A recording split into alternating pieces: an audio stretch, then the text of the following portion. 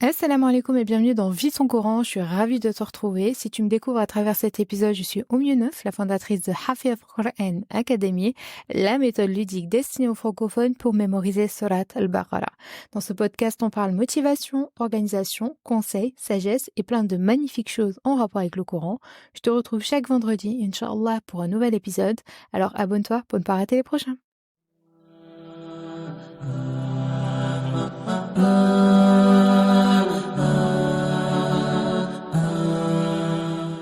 Avant de commencer cet épisode, je voulais vous remercier pour votre enthousiasme pour le dernier épisode. Vous avez été plus de 20 000 personnes sur YouTube à avoir visionné la vidéo en quelques jours et c'est des centaines de messages que j'ai reçus pour me dire que cet épisode tombait à pic dans votre vie et à quel point il vous a touché. Alors nous sommes dans une société où le stress est de plus en plus présent et donc cette piqûre de rappel sur le tawakkul, je pense qu'elle nous a fait du bien à tous. Je voulais également vous remercier pour votre enthousiasme pour l'annonce des cours d'arabe. Vous avez été plus de 200 personnes à remplir le formulaire de préinscription et la première réunion se tiendra la semaine prochaine, Inch'Allah.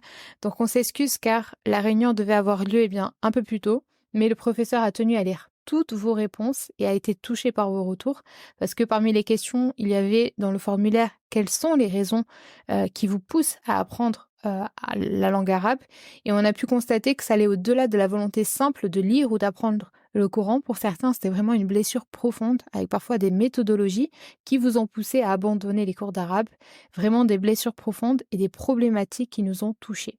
Donc forcément, on ne pouvait pas rester insensible à vos difficultés et nous avons réfléchi à tous les points que nous voulons mettre en place pour que ces cours répondent à vos attentes. Donc ce que je retiens de ces réponses, c'est que vraiment il n'est jamais trop tard pour reprendre les cours d'arabe et vous verrez à quel point, Inch'Allah, vous serez fiers de vous.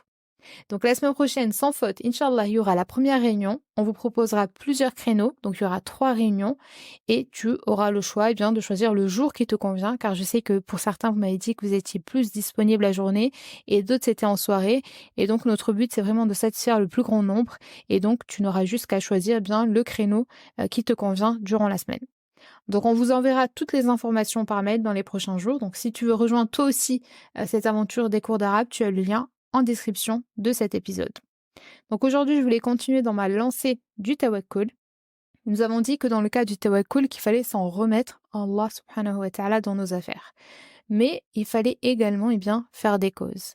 Et parmi les causes, il y a les causes matérielles. C'est par exemple, si tu souhaites financer tes projets, faire des économies. Si tu souhaites te marier, en faire part à ton entourage, etc. Et il y a également des causes spirituelles. Et parmi elles, on retrouve les du'as.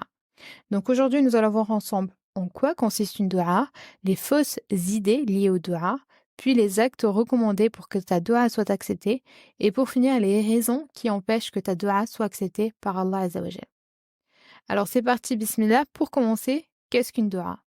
Donc en langue arabe, le terme dua dérive de la racine arabe signifiant appeler ou invoquer. Donc dua désigne une supplication ou une invocation faite par une personne à Allah Azza wa Jal dans le but de demander son aide, sa protection, sa guidance ou ses bénédictions. Donc, c'est un acte de communication intime avec Allah Azza wa Jal où le croyant exprime ses besoins, ses désirs, ses craintes ou tout simplement remercier Allah subhanahu wa ta'ala pour les bienfaits qu'il lui accorde. Et malheureusement, certaines personnes peuvent avoir une compréhension erronée de la notion de dua. Elles ont l'impression qu'elles passent leur temps à invoquer Allah subhanahu wa ta'ala et pourtant les difficultés s'accumulent et elles sont toujours éprouvées et que rien ne change au point de penser qu'Allah les a oubliées ou qu'il ne veut pas répondre à leurs invocations. Et comme tu le sais, nous avons un ennemi déclaré qui est Shaitan et forcément, dès que tu es en état de faiblesse, il est là pour en rajouter une couche et te faire douter encore plus que ce que tu doutes actuellement. Donc, il est important de mettre fin à ces doutes et de voir comment fonctionnent les invocations. Voyons alors les idées erronées que nous pouvons avoir concernant les invocations. L'une des premières idées erronées est de penser qu'Allah subhanahu wa ta'ala ne répond pas à ton invocation, alors cela signifie qu'il n'est pas satisfait de toi. Alors il ne te donne pas ce que tu lui demandes. Ça, c'est une fausse idée. La temporalité avec laquelle Allah subhanahu wa ta'ala répond à ton invocation n'a rien à voir avec le fait qu'il soit satisfait de toi ou non. Et quoi de mieux pour illustrer cela que le cas du prophète Nuh alayhi salam qui a prêché à son peuple durant 950 ans et qui pourtant a eu une épouse et un fils mécréants. En tant que parents, on sait qu'on invoque pour la guider de nos enfants, donc on peut imaginer que le prophète Nuh alayhi salam devait invoquer pour son fils. Et pourtant, Allah en a décidé autrement, sachant que Nuh a invoqué jusqu'au dernier moment quand il va être dans l'arche. On le voit à la ayah 45 de Surat Hud, quand Allah subhanahu wa ta'ala nous dit dans une traduction du sens de la ayah, « Et Nuh invoqua son Seigneur et dit « Ô mon Seigneur, certes mon fils est de ma famille, et ta promesse est vérité, tu es le plus juste des juges. » Il dit « Ô Nuh, il n'est pas de ta famille, car il a commis un acte infâme. Ne me demande pas ce dont tu n'as aucune connaissance. Je t'exhorte afin que tu ne sois pas du nombre des ignorants. » Donc là, on voit clairement que la réponse à ton invocation n'est pas liée au fait qu'Allah soit satisfait de toi ou pas. Car Allah subhanahu wa ta'ala était satisfait du prophète Noé. Et pourtant, il n'a pas répondu favorablement à son invocation. Donc il faut enlever cette idée de ta tête et ne pas laisser Shaitan commencer à te murmurer des wes-wes. Deuxièmement, deuxième fausse idée, ce n'est pas parce que tu invoques Allah subhanahu wa ta'ala qu'il doit répondre à ton invocation immédiatement. Allah est Al-Alim et Al-Hakim. Donc c'est lui qui sait quand est le moment le plus opportun pour répondre à ton invocation. Prenons l'exemple du mariage. Tu invoques Allah Azza wa Jal tous les jours pour qu'il t'accorde le mariage. Les années passent et ce jour n'arrive toujours pas. Peut-être qu'Allah estime que tu n'es pas encore prête pour le mariage. Ou peut-être qu'il estime que tu dois accomplir certaines choses que tu n'aurais pas le temps de faire si tu étais marié. Ou encore peut-être qu'il estime que tes parents ont encore besoin de toi à leur côté. Ou peut-être que la personne qui t'est destinée, l'époux qui t'est destiné n'est pas encore prêt selon Allah subhanahu wa ta'ala et que ce n'est pas un bien pour toi de l'épouser tout de suite et qu'il préfère t'accorder le mariage un peu plus tard. Donc il y a plein de théories. Mais ce qu'il faut retenir, c'est que ce n'est pas parce que tu as invoqué lundi que ton invocation doit être réalisée mardi. Ça se passe pas comme ça, ce n'est pas toi qui décides. Autre exemple, pour illustrer ce propos, le téléphone. En tant que parent, on a tous au moins une fois eu son enfant qui est venu réclamer qu'on lui achète un téléphone.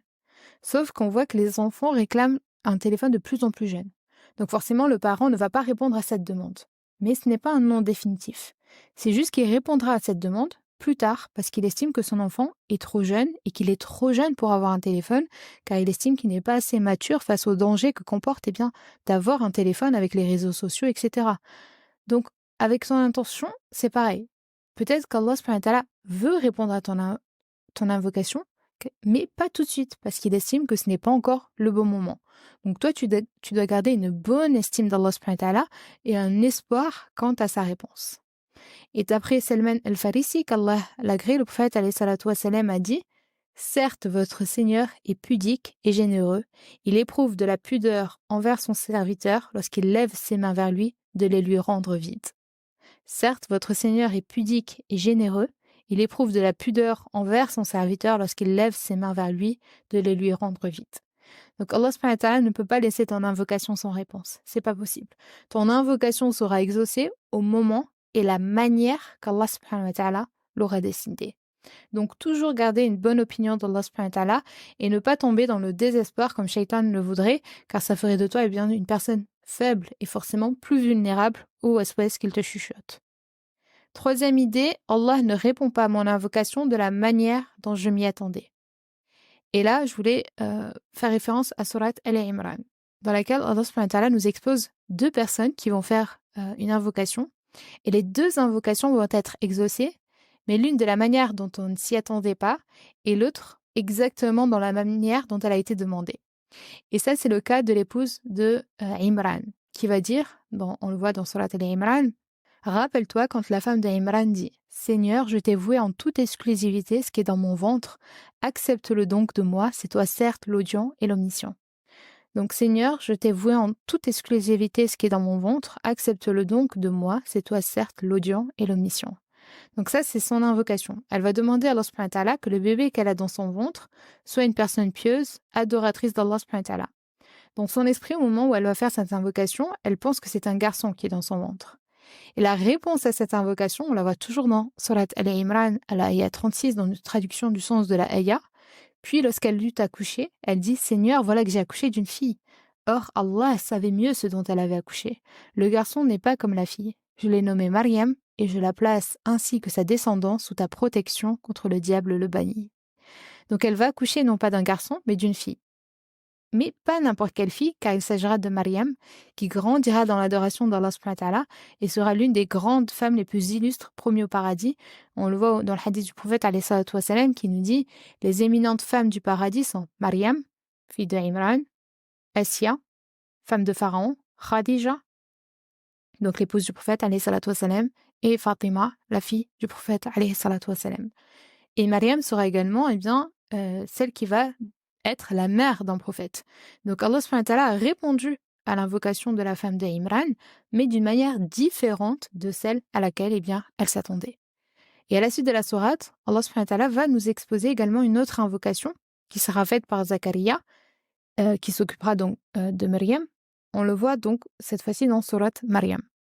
Dans une traduction du sens de la ayah, quand Allah subhanahu wa ta'ala nous dit « C'est un récit de la miséricorde de ton Seigneur envers son serviteur Zakaria, lorsqu'il invoqua son Seigneur d'une invocation secrète et dit « Ô mon Seigneur, mes os sont affaiblis et ma tête s'est enflammée de cheveux blancs. Cependant, je n'ai jamais été déçu en te priant. Ô mon Seigneur, je crains le comportement de mes héritiers après moi et ma propre femme est stérile. Accorde-moi de ta part un descendant qui hérite de moi, hérite de la famille de Yaqub, et fait qu'il te soit agréable, ô mon Seigneur. » On voit ensuite dans la sourate la réponse à cette invocation exactement comme il l'a demandé. Ô Zakaria, nous t'annonçons la bonne nouvelle d'un fils. Son nom sera Yahya. Nous ne lui avons pas donné auparavant d'homonyme. Donc là, on voit à travers ces exemples qu'Allah subhanahu wa ta'ala répond au doua comme il le souhaite. Parfois de la manière dont tu l'as demandé, et parfois non. Allah subhanahu wa ta'ala connaît ce qui est le mieux pour toi. Donc même si on ne le comprend pas toujours, sa réponse correspond à ce dont tu as besoin, même si ce n'est pas ce que tu voulais. Sa réponse correspond exactement à ce dont tu as besoin, même si ce n'est pas ce que tu voulais. Même si la réponse semble différente de tes attentes, il est important de rester patiente et de garder confiance en Allah subhanahu wa ta'ala. Sa sagesse dépasse notre compréhension qui, elle, est limitée. Même si la réponse n'est pas celle que tu espérais, tu restes toujours reconnaissante envers Allah subhanahu wa ta'ala pour sa réponse. Et parfois, les réponses qu'Allah nous invite à réfléchir sur nos propres attentes, sur ce que nous cherchons réellement. Est-ce que finalement, c'est vraiment telle ou telle chose ou telle personne dont j'avais besoin? Est-ce que finalement, ce n'est pas moi qui me suis trompée sur mes véritables attentes et besoins? Donc, il faut voir la réponse d'Allah subhanahu wa ta'ala à ta dua comme une perche qui te lance pour revoir tes priorités, pour réfléchir sur ce que tu as vraiment besoin, ce qui est vraiment bon pour toi. Pour finir sur les idées erronées concernant les duas, il faut retenir ce hadith. D'après Abu Sa'id al-Khudri, qu'Allah l'agrée, le prophète alayhi salatu wassalam a dit « Chaque fois qu'un musulman formule une invocation exempte de péché et non susceptible d'entraîner la rupture de ses liens de parenté, Allah lui donne l'une de ces trois réponses. Soit il lui donne rapidement ce qu'il a demandé, soit il le lui épargne jusqu'à la vie dernière, donc dans l'au-delà, soit il lui évite l'équivalent en mal. » Donc dans ce hadith, on voit qu'il peut y avoir trois manières avec lesquelles Allah subhanahu wa ta'ala peut répondre à ton invocation. Soit c'est une réponse immédiate, donc l'invocation est formulée sans péché, et elle ne porte pas atteinte au lien de parenté, et Allah va t'accorder rapidement ce qui a été demandé. Donc la réponse à cette invocation va se manifester dans un court laps de temps après qu'elle a été faite. Soit la réponse, ça va être dans l'au-delà. Donc si Allah subhanahu wa ta'ala ne répond pas immédiatement à l'invocation, il peut choisir bien de reporter sa réponse dans l'au-delà, et donc tu auras peut-être une hasana qui te manquait, il va t'apporter avec cette hasana, avec cette invocation-là, où il va t'accorder ce que tu avais demandé dans l'au-delà. Soit, troisième forme de réponse, eh bien, il va éviter un mal. Donc, la réponse à l'invocation n'est ni une réponse immédiate, ni un report dans l'au-delà, mais Allah subhanahu wa ta'ala va choisir de te préserver de quelque chose de mauvais, de nocif qui aurait pu t'arriver. Et donc, cette réponse, elle montre à quel point Allah subhanahu wa ta'ala est miséricordieux envers toi, parce que même si la réponse à l'invocation n'est pas directe, palpable, entre guillemets, elle a pourtant eu une réponse. Donc ta invocation a eu une réponse, même si toi, eh bien, tu ne t'en rends pas compte parce que Allah subhanahu wa ta'ala t'a évité d'un mal dont tu n'avais peut-être même pas conscience. Donc nous avons vu les idées erronées quant à l'exaucement des invocations. Voyons maintenant eh bien, les conditions pour que les invocations soient exaucées, afin de mettre toutes nos chances, entre guillemets, de notre côté pour qu'Allah subhanahu wa ta'ala exauce nos invocations. Parmi les choses à faire pour que les invocations soient exaucées, premièrement, éviter de manger des choses illicites. Et ouais, ça peut paraître étonnant, et pourtant c'est une condition pour que tes invocations soient exaucées. Saad Ibn Abi Waqqas a dit: Ô messager d'Allah, invoque en ma faveur pour que Allah le Très-Haut accepte chacune de mes invocations. Il lui répondit: Pour que vos invocations soient exaucées, mangez de la nourriture licite. Il y a beaucoup de gens dont la nourriture et les vêtements sont illicites. Ensuite, il lève les mains pour l'invocation. Comment espère-t-il qu'une telle invocation soit acceptée? Il ajouta aussi que 2 conditions sont nécessaires pour que l'invocation soit exaucée. Il faut la faire avec sincérité, il faut que la nourriture et les vêtements soient licites, et il faut qu'il y ait dans la chambre du croyant pas même un fil illicite pour que son invocation soit acceptée. Donc la première des conditions, c'est vraiment de manger halal. La source de ton argent doit être halal. Les vêtements doivent être halal. Donc vraiment être dans un contexte où il n'y a pas d'illicite. Dans ta manière de manger, dans ta manière de boire, dans ta manière de gagner ton argent, etc. Deuxième chose, il faut invoquer Allah subhanahu wa ta'ala seul, sans associé. Donc, sans passer par un intermédiaire, on voit avec les saints, etc. Donc, invoquer Allah subhanahu wa ta'ala seul, directement. Ensuite, il faut invoquer Allah subhanahu wa ta'ala avec un cœur éveillé et croire en l'acceptation de notre invocation. Invoquer Allah subhanahu wa ta'ala avec la certitude que notre invocation sera réalisée. Parce que Allah subhanahu wa ta'ala n'accepte pas l'invocation de celui qui demande avec un cœur distrait. Donc quand tu invoques Allah subhanahu wa ta'ala, tu dois avoir la certitude dans ton cœur qu'il va t'exaucer et non pas demander sans vraiment y croire. Bon voilà, je fais une dua, mais bon, j'y crois pas trop, mais bon, je demande quand même. Non, il faut avoir vraiment cette certitude, être persuadé qu'Allah subhanahu wa ta'ala va exaucer, va répondre à ta dua.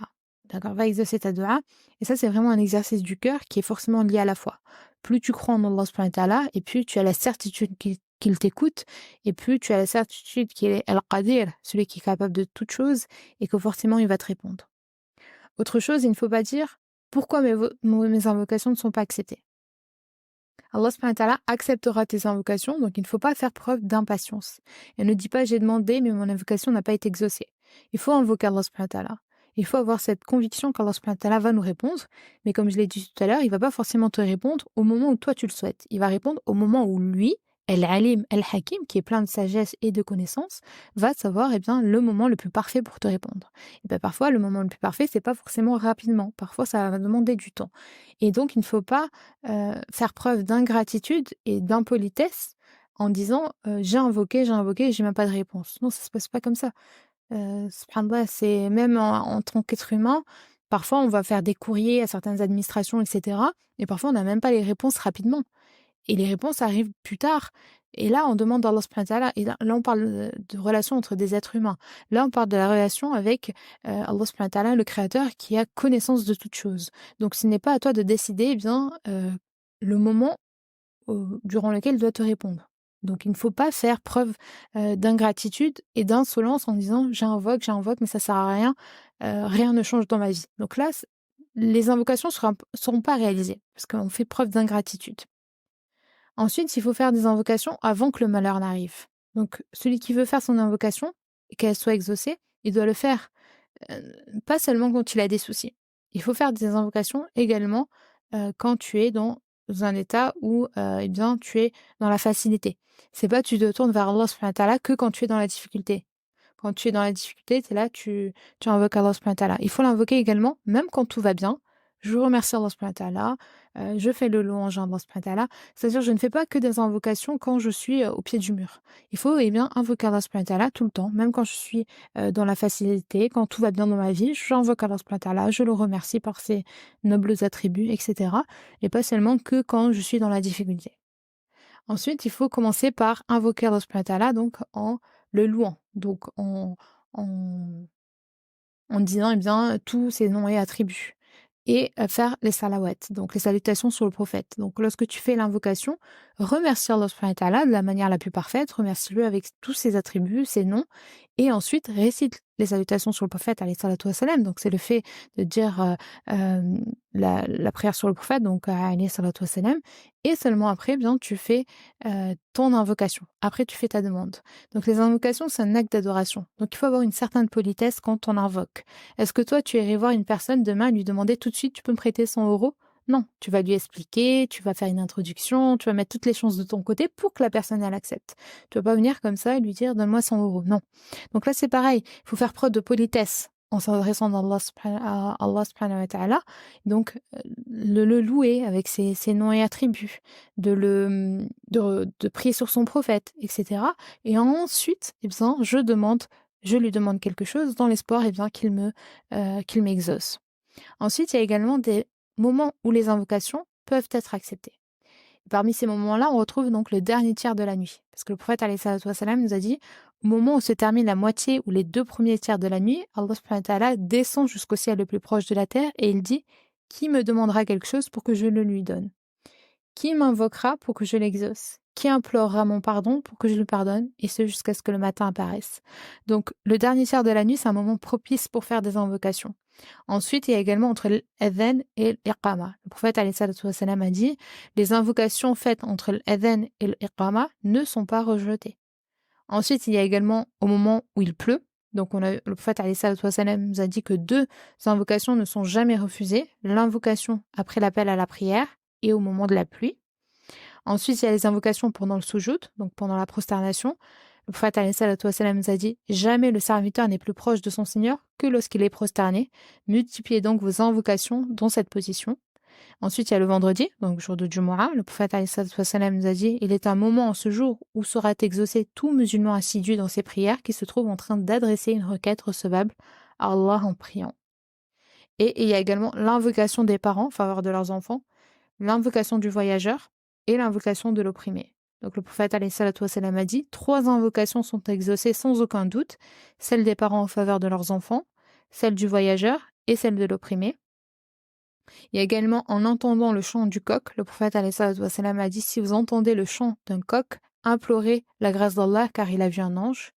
Et il y a l'invocation, bien évidemment, du jeûneur, on sait, avec le moment du ramadan, ou même au moment du jeûne au ramadan, puisque le prophète alayhi salatu wassalam a dit il y a 3 catégories de personnes dont les invocations ne sont pas rejetées, un chef d'État juste, un jeûneur avant de rompre son jeûne et un opprimé. Et il y a également tout au long de l'année bien, des moments où les invocations peuvent être exaucées, et parmi elles, il y a forcément Laylatul Qadr, il y a le jour d'Arafat, etc. Donc il y a des moments voilà, où il faut être stratégique et dire voilà, je vais invoquer à tel moment parce que je vais multiplier mes chances, entre guillemets, et bien, que mon invocation soit exaucée. Et certains jours dans l'année qu'il ne faut surtout pas rater, ou certaines nuits comme Laylatul Qadr, Arafat, etc. Donc pour finir, voyons les raisons maintenant qui empêchent les invocations d'être exaucées. Donc on a vu le comportement à avoir pour que nos invocations soient exaucées et maintenant les raisons qui empêchent des invocations d'être exaucées. Parmi les raisons, il y a le fait d'invoquer autre qu'Allah subhanahu wa ta'ala. Forcément, si vous invoquez autre qu'Allah subhanahu wa ta'ala, il ne faut pas s'attendre que votre invocation soit réalisée. Ensuite, il y a tout ce qui est, on l'a vu, l'illicite, donc boire, manger ou se vêtir de choses illicites ou d'origine illicite. Le fait de ne pas commander le bien et d'interdire le blâmable, donc de ne pas condamner tout ce qui doit être condamnable, tout ce qui est péché, etc. Ne pas être concentré durant l'invocation, comme on l'a dit, quand on invoque, tu dois être présente vraiment avec cette conviction qu'Allah subhanahu wa ta'ala va te répondre. La désobéissance aux parents, donc il ne faut pas désobéir à ses parents. Il ne faut pas demander dans tes invocations quelque chose qu'Allah subhanahu wa ta'ala déteste. Donc, tu vas pas demander dans tes invocations quelque chose qui est haram. D'accord? Donc ça risque pas d'être accepté.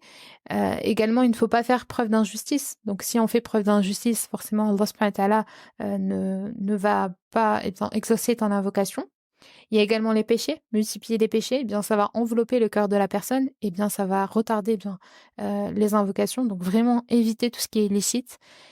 Délaisser également tout ce qui est obligations religieuses. Donc forcément, si vous délaissez les obligations religieuses, Allah subhanahu wa ta'ala, c'est logique. Enfin, si tu fais quelque chose qu'Allah subhanahu wa ta'ala déteste, il faut pas s'attendre au retour qu'Allah subhanahu wa ta'ala t'accepte tes invocations alors que toi-même, tu ne réponds pas à son appel, toi-même, tu ne respectes pas ce qu'il te demande de faire. Donc voilà, tout ce qui est illicite. Donc il y a plusieurs choses qui vont empêcher qui vont empêcher que tes invocations soient exaucées. Et donc parmi elles, on l'a compris, c'est de faire tout ce qui va être illicite. Donc vraiment faire preuve d'obéissance envers les parents, de se rapprocher au maximum de choses licites, de ne pas avoir un comportement injuste, de ne pas commettre de péché, etc. Et pour terminer, je voulais te parler de certaines ayats dans Surat al-Baqarah que je trouve très très belles, mashallah. À plusieurs reprises dans Surat al-Baqarah, il y a des ayats qui débutent par « il t'interroge ». Comme par exemple, « il t'interroge sur les nouvelles lunes ». Dit, elles servent aux gens pour compter le temps et aussi pour le hajj. Il t'interroge, qu'est-ce qu'on doit dépenser? Dit, ce que vous dépensez de bien devrait être pour les pères et mères, les proches, les orphelins, les pauvres et les voyageurs indigents. Il t'interroge sur le fait de faire la guerre pendant les mois sacrés. Dit, y combattre est un péché grave, et plus grave encore auprès d'Allah. Il t'interroge sur le vin et les jeux de hasard. Dit, dans les deux, il y a un grand péché et quelques avantages pour les gens, mais dans les deux, le péché est plus grand que l'utilité. Donc on voit dans ces ayats-là qu'Allah subhanahu wa ta'ala, à chaque fois qu'on va l'interroger sur quelque chose, que ce soit par exemple la consommation de boissons illicites, les jeux de hasard, la guerre pendant les mois sacrés, qu'est-ce qu'on doit dépenser, à quoi servent les lunes, etc. Allah subhanahu wa ta'ala, à chaque fois, va répondre avec « dit ». Donc, à chaque fois qu'il va répondre à ces interrogations, il va dire « dit telle ou telle chose ». Mais quand il s'agit de l'invocation, on va voir qu'il va répondre de manière différente. On le voit à la ayah, dans une traduction du sens de la ayah, quand Allah subhanahu wa ta'ala dit « Et quand mes serviteurs t'interrogent sur moi, alors je suis tout proche. Je réponds à l'appel de celui qui me prie quand il me prie, qu'il réponde à mon appel et qu'il croit en moi afin qu'il soit bien guidé. » Donc là, Allah subhanahu wa ta'ala, il a utilisé une autre tournure. Il n'a pas dit « si les serviteurs t'interrogent sur moi ».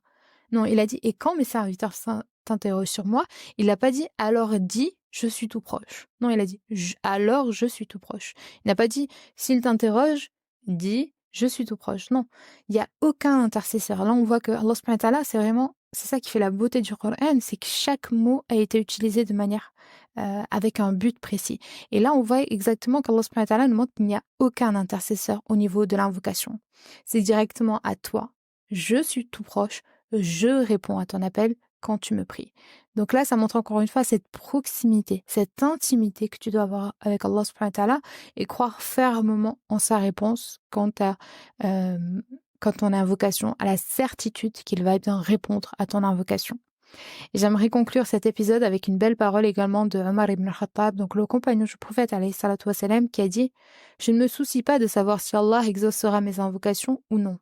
Mon souci principal est Allah va-t-il m'inspirer la volonté de l'invoquer? Car du moment où il m'inspire l'invocation, je sais pertinemment qu'il m'exaucera. Je ne me soucie pas de savoir si Allah exaucera mes invocations ou non. Mon souci principal, c'est Allah va-t-il m'inspirer la volonté de l'invoquer? Car du moment où il m'inspire l'invocation, je sais pertinemment qu'il m'exaucera. » Donc tu devras avoir une confiance totale en la réponse d'Allah subhanahu wa ta'ala, de croire fermement qu'Allah subhanahu wa ta'ala exaucera tes invocations, parce que c'est ça qui va renforcer ton lien de confiance avec Allah subhanahu wa ta'ala. Donc tu dois te concentrer sur l'acte d'invocation lui-même plutôt que de te préoccuper uniquement sur les résultats. Donc assure-toi de la qualité de ton acte d'invocation, de répondre aux conditions qu'on a vues tout à l'heure. Et cet acte d'adoration, qui est l'invocation, il doit contribuer à renforcer ta relation avec Allah subhanahu wa ta'ala, ton intimité, ta proximité avec Allah subhanahu wa ta'ala, et accepte qu'Allah subhanahu wa ta'ala répondra à tes invocations selon ce qui est le mieux pour toi. Et sois reconnaissante que Allah subhanahu wa ta'ala t'a donné la capacité et l'inspiration de l'invoquer, parce que c'est pas donné à tout le monde. Parce que c'est pas un bienfait qu'Allah subhanahu wa ta'ala donne à tout le monde. Et malheureusement, on se focalise beaucoup plus sur les résultats de l'invocation que sur le processus même de l'invocation. Parce que déjà, le fait qu'Allah subhanahu wa ta'ala t'ait inspiré le fait de l'invoquer, c'est déjà un bienfait. Parce qu'il y a certaines personnes, à qui Allah subhanahu wa ta'ala ne leur donne même pas ce bienfait d'être inspiré de l'invoquer. Voilà. Donc vraiment, le fait qu'Allah subhanahu wa ta'ala te donne l'inspiration de l'invoquer et qu'on sait que quand tu vas l'invoquer, il va te répondre, c'est comme s'il t'avait déjà répondu. Parce que déjà, le fait même qu'il t'inspire le fait de vouloir l'invoquer, c'est comme s'il te dit, voilà, je vais t'exaucer, puisqu'on l'a vu tout à l'heure qu'Allah subhanahu wa ta'ala est pudique et généreux et qu'il ne peut pas laisser son serviteur partir les mains vides. Donc en résumé, il faut apprécier le processus de la dua plutôt que attendre seulement le résultat de cette dua. Voilà pour cet épisode, j'espère qu'il t'aura plu. Si c'est le cas, je t'invite à mettre 5 étoiles si tu es sur Apple Podcast pour me soutenir et t'abonner à la chaîne si ce n'est pas encore déjà fait. Partage cet épisode pour aider d'autres personnes à comprendre le sens des invocations. Je te rappelle également que les inscriptions au cours d'arabe vont bientôt se clôturer, donc si tu souhaites me rejoindre, il suffit de remplir le formulaire qui est en description de cet épisode. Quant à moi, je te donne rendez-vous vendredi pour un nouvel épisode. C'était Younes. Salam!